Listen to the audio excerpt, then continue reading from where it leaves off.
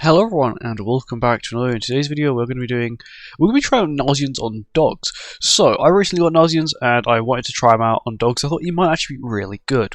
Mainly because he provides attack related stats. He's a stun, which you can technically remove stance. He's a cleanse skill, which is good for healing because you can be infected, as well as have debuffs on this demonic beast. And also he provides 40% damage reduction with 4 man up, some basic stats from just naturally having humans on the team, as well as having basic stats from using cleanse skills. So I've sort of designed this team in a way so it will tank really well. So even if we do get really unlucky with RNG, we still should be okay tankiness. Of course, we've got Red Toner here, who's designed for this demonic beast, giving us attack-related stats and HP-related stats, as well as ult gauge every time she plays a skill, not including her ultimate. We have Masno, who's going to be here for the DPS, as well as the turn 1 shield, which will be really handy. We've got NASIENS, who's once again providing us 40% damage reduction, 20% basic stats with the ability to provide us an extra 15% if we end up playing 3 recovery skills, and 30% attack related stats. And then Lance, who's here just to provide us with the 60% defense related stats, 15% per human, as also being a key DPS on the team, which is the reason why I'm giving him Mael Link, even though Mael is only 5'6". For gear wise, we have HP, I tried to show here, we have HP crit resistance. On Tonar, just guarantees she doesn't get crit. One side's also resistance, the other side is defense. We have attack crit Masno, HP defense on NASIENS, and attack crit on Lance as well. Card set, standard anti-freeze card set, nothing special. We just don't want to be frozen because it can be kind of a pain to deal with, even though we do have a cleansing character. And yeah, let's get on with it. Here we go. Hopefully, this should be quite easy. My only real fear is the bit where we can start to be frozen. That's mainly floors 2 and 3. Once again, you have the random freezing on floor, I think it starts on floor 3. It may start on floor 2. I don't know, to be honest. But yeah. I want to see some decent damage here. I'm going to Lance AoE, just sort of get a nice chunk of damage in. So immediately we do have a nice 10% attack related stat boost from what's his name, NASIENS. It will take 3 turns to get. It will take 2 more turns to get the rest of his passive. Good damage. Got stance removal as well, which is handy. I'm going to keep playing these recovery skills. Let's get this team is really tanky, which is really good. Yeah, so I'm going to play, I think I play both of these, and then I play the recovery skill, and then I just move Masno. Yeah, there we go. So I'm doing this only to get her relic up, as well as to get extra ult gauge for my team, which is just handy, because additional ult gauge, more ultimates. We also now have NASIENS' ult, which is going to be pretty handy. I'm going to save it for the next phase. I'm also going to get Lance's ult. So we'll do this, we'll get Lance's ult.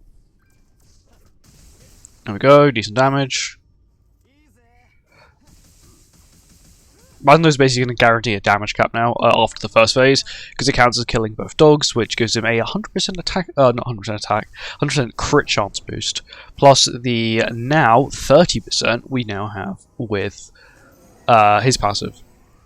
NASIENS' passive. I want to see what the attack stat of Lance is looking like.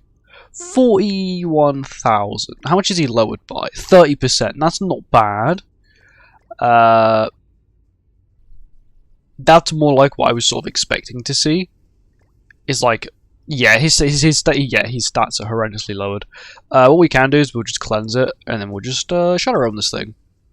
NASIENS' ult, basically debuff immunity, attack related stat boost, defense related stat boost, and bang. 2.4 million for 1/6 Lance is not bad. And I would say is probably the best you're going to get in terms of damage. Masno's ult, I think, would have just about killed, but Lance, even at 1/6, is guaranteed killing, because once again he gives himself a 50% attack related stat boost from his passive, and it's got an effect on it as well. Damage heavily carried by Lance. I think that may be a common trend throughout the next 2 floors as well. Let's get onto it. I wonder if I'll be able to do a no damage run of all of floor 2 as well. Floor 1's quite easy. Floor 2, you do have the slight problem with the final phase, that the fact that it does have revive, and it's also got the I think it's got a 30% damage cap, or something low. It's not insanely high damage cap. We'll do this.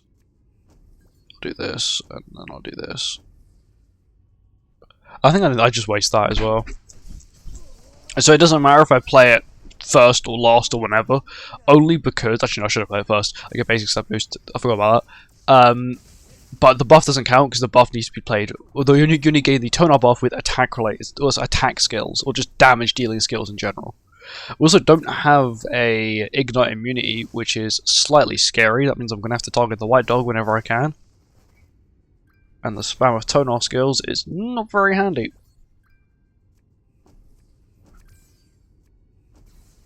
It should give me nearly max ult gauge though. We do have. Are you wondering why I use the stance removal skill? Stun is a stance removal, so always damage isn't bad. 72k, it's actually not bad. And then Lance comes and just clutches up. Thank you, Lance. I do still want to keep Lance's ult for the final phase. Also, debuff immunity may be really clutch as well. What's your damage cap? 30%. I don't think this is going to do 10%, but we're going to bull. We're going to go for it. It's 30%. It's 30%. Turn on as an additional 30%. Come on. Oh, he does! He did it! 121k! He did it! Level 1 skill. It's just a horrendous one. Yeah, okay, thankfully we've actually got debuff immunity. Toner is frozen, but it's Toner. Who really cares? That'll cleanse everyone. We'll do this, we'll do this. I need to kill the white dog, because he's the one that's going to be providing me the horrendous debuffs of Ignite. Ignite is... The white dog, when you can get ignited, is the strongest by a mile. Because he's got Blaze, which is like a 25% increased damage dealt per Ignite on you. There we go. Okay, he's just... Oh, whenever you have debuff immunity, they just eat your buffs. I forgot. Masno's still patiencing, which is actually a shock. This team's actually not taking much damage at all.